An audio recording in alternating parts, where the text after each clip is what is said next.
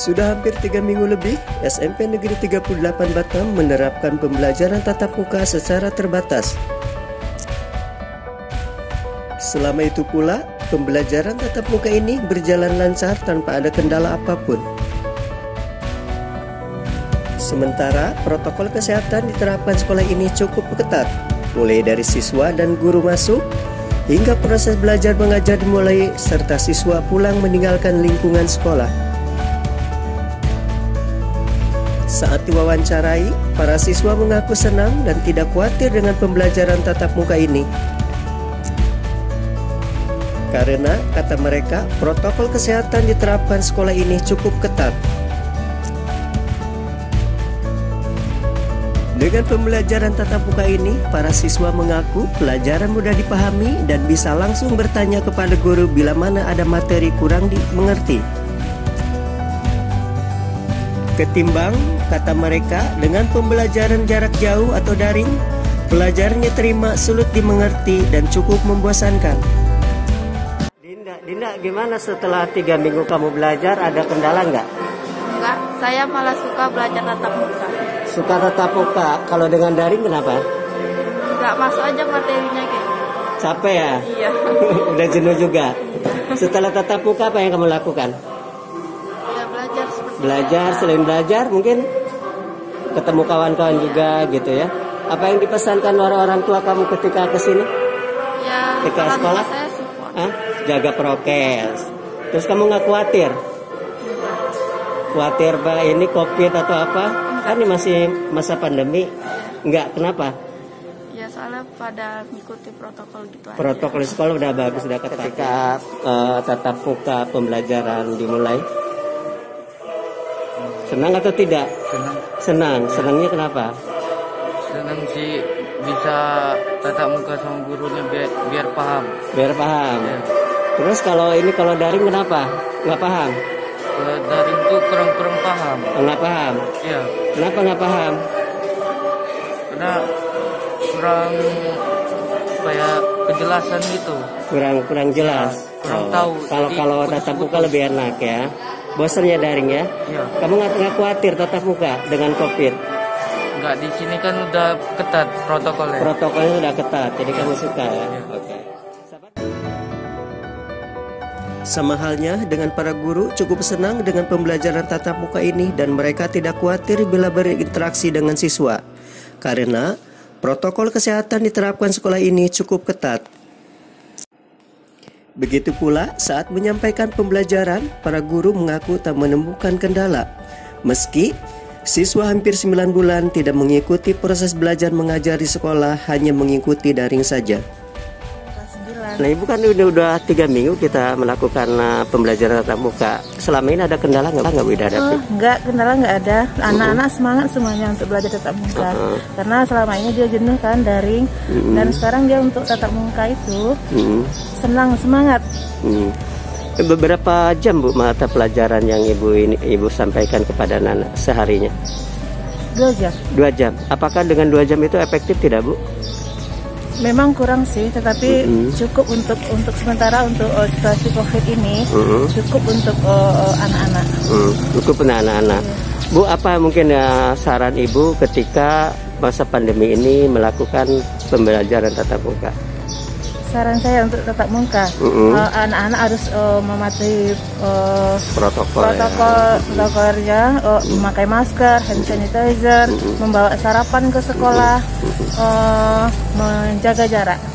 Orang tua juga mungkin harus harus memperhatikan Iya, anak. orang tua harus memperhatikan anaknya. Nah, itu udah disosialisasikan oleh kita ya. Udah cukup bagus untuk sekolah. Bu, satu kelas berapa siswa? 18 maksimal. 18. Yang Ibu ajar berapa? Ada yang 15, ada yang 11, ada yang 18. Ada yang 18. Oke, terima kasih Bu. Assalamualaikum. Waalaikumsalam. Menurut Kepala Sekolah SMP Negeri 38 Batam, Alfida Hasan SPD, sejauh ini pembelajaran tatap muka berjalan lancar karena pihaknya menerapkan protokol kesehatan sesuai dengan SKB 4 Menteri. Begitu pula sarana dan prasarana protokol kesehatan yang disiapkan dinilainya telah memenuhi standar nasional dari yang ditetapkan 6 checklist SKB 4 Menteri. Bahkan, untuk jalur masuk siswa ke lingkungan sekolah, pihaknya telah membuat 2 pintu, yakni pintu depan gerbang dan pintu samping sekolah. Hal ini diberlakukan untuk menghindari terjadinya penumpukan siswa saat masuk ke lingkungan sekolah. Ini kan udah 3 minggu kita melakukan pembelajaran tatap muka. Selama ini ada kendala nggak, Bu? Kendala sih enggak. Cuma yang bikin kita agak bekerja lebih sedikit dibandingkan tatap muka biasa. Jumlah peserta didik itu bertambah setiap minggu. Ya? Artinya ini sebenarnya syukur sih. Artinya kan kepercayaan orang tua terhadap sekolah itu meningkat. Berarti orang tua yakin kalau sekolah bisa menjaga anaknya dari terpapar atau terkontaminasi lah gitu. Ini di polanya seperti apa sih? Kan nggak seperti hari biasanya. Benar.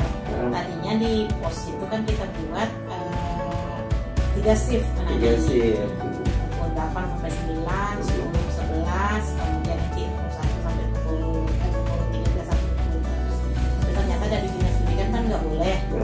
Itu dikhawatirkan ada perundungan anak di depan, pergantian masuk dan pulang itu. Jadi akhirnya ya sudah kita buat yang shift pagi, yang shift 1 itu kita jadikan di minggu pertama, shift keduanya di minggu kedua, shift ketiganya di minggu kedua. Jadi di minggu keempat nanti shift pertama masuk lagi.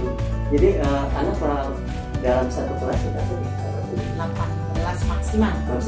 Ada yang 18? Ada juga 18 karena satu kelas. Pertambahan per minggu itu tadi. Minggu pertama hanya 148. Minggu keduanya naik 400-an. Oh, tadinya 148 yang pernyataan setuju. Udah itu meningkat jadi 400-an. Kita pikir positif ya. Kita pikir positif bahwa orang tua percaya sekolah bisa jaga anak mereka. Entah karena mereka bosan lihat anaknya di luar, kita nggak tahu ya. Kita positif aja, berarti mereka orang tua yakin kalau sekolah bisa jaga anak mereka. Tapi guru sendiri gimana? Ada kendala nggak? Kalau peserta didik so far so good. Nggak bagus ya, dari guru siswa pun oke aja. Kawan-kawan kan yang pendidik itu kan kita minta tidak meninggalkan kelas sepanjang anak-anak berada di kelas. Jadi pada saat anak-anak istirahat makan di dalam kelas 30 menit itu, teman-teman juga ikut makan di sana. Ya, terus sebagian kan kita gilir tuh, misalnya hari Senin yang berjemur di luar kelas 9. Nah, guru yang mengajar di kelas itu juga ikut berjemur barengan anak. Apa itu idenya gunanya berjemur? Berjemur ya kan untuk dapat ini sinar matahari, vitamin D. Berapa menit? Nggak lama-lama sih. Karena anak-anak kan harus makan juga. Iya. 10 menit berjemur, 20 menitnya makan. Nggak ada tulisannya kan? Alhamdulillah enggak. Karena sinar matahari pagi. Pagi sebelum masuk ya. Ini kan bikin skenario-nya ada 2 pintu ya.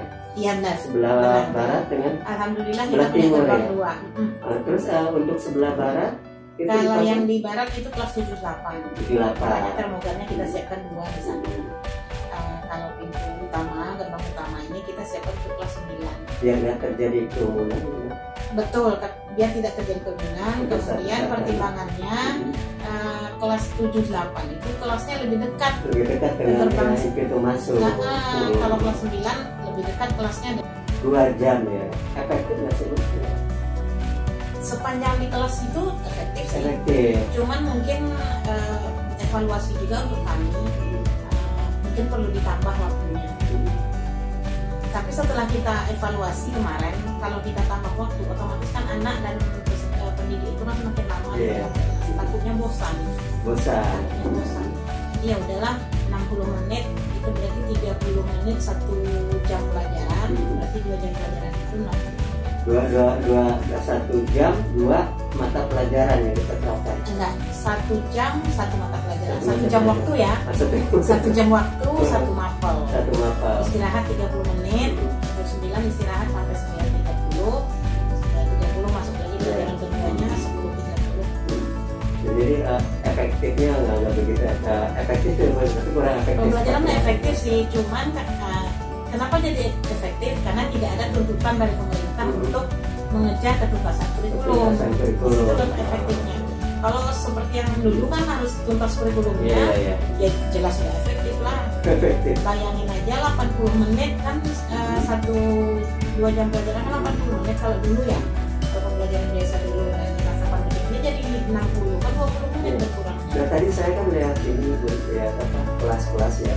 Mereka lagi ujian semester kan? Iya, PTS, tengah semester.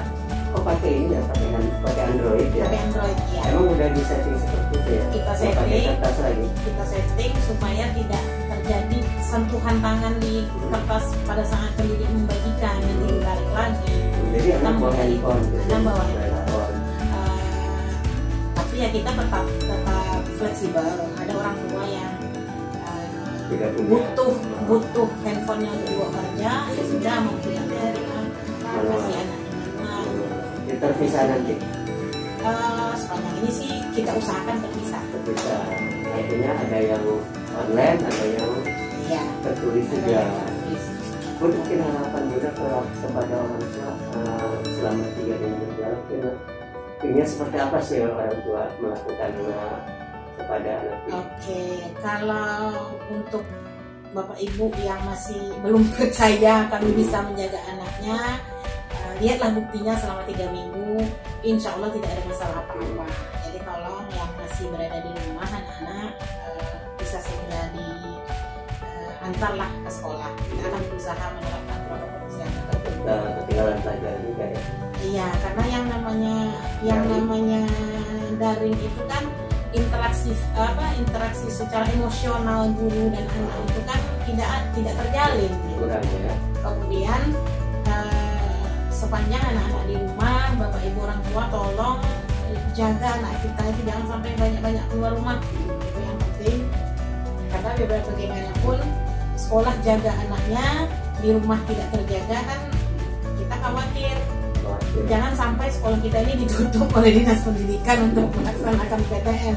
Itu yang paling penting yang kami harapkan. Nah terakhir Mbak, ada rasa kekhawatiran nggak ketika sekolah dibuka dengan masih masa pandemi ini? Pasti. Hanya saja? Pasti. Cuman kan kalau kita tidak coba, kita tidak tahu berhasil nggak gitu. Ternyata setelah kita coba 1 minggu, di hari Jumat, kita mulai hari Selasa tanggal 23. Di hari Jumatnya kita sudah rekap semua permohonannya sudah dari orang tua yang pernyataan itu ternyata bertambah banyak. Jadi ya kekhawatiran kita sampai saat ini sebenarnya kita masih khawatir. Khawatirnya itu kalau sempat sempat terjadi sesuatu yang ada klaster baru gitu kan di sekolah. Betul. Kita khawatirnya bukan khawatirnya SMP 38 ini akan lamanya jadi nggak baik, bukan seperti itu. Khawatirnya kalau ditutup lagi gitu. Kasihan anak-anak yang sudah nyaman. Karena di awal begitu anak-anak masuk, kemarin kan kita coba tuh tanya anak-anak gimana kesannya di sekolah. Antusias. Sangat antusias. Dan kita pun menerapkan protokol cukup ketat ya sesuai dengan prokes SKB 4 Menteri itu ya. Apa yang disyaratkan kita lakukan, apa yang dilarang kita hindari. Oke, sahabat Kepri, demikianlah bincang-bincang kami dengan Kepala Sekolah SMP 38 Batam, Ibu Alfida Hasan SPD. Ternyata kekhawatiran selama ini sudah terjawabkan bahwa protokol kesehatan diterapkan di SMP 38 Batam ini cukup ketat dan memang berjalan lancar. Bagi orang tua yang merasa khawatir, nggak usah khawatir, tanyakan lebih lanjut bagaimana prokes yang ada di sekolah tersebut. Demikian, Assalamualaikum warahmatullahi wabarakatuh. Waalaikumsalam.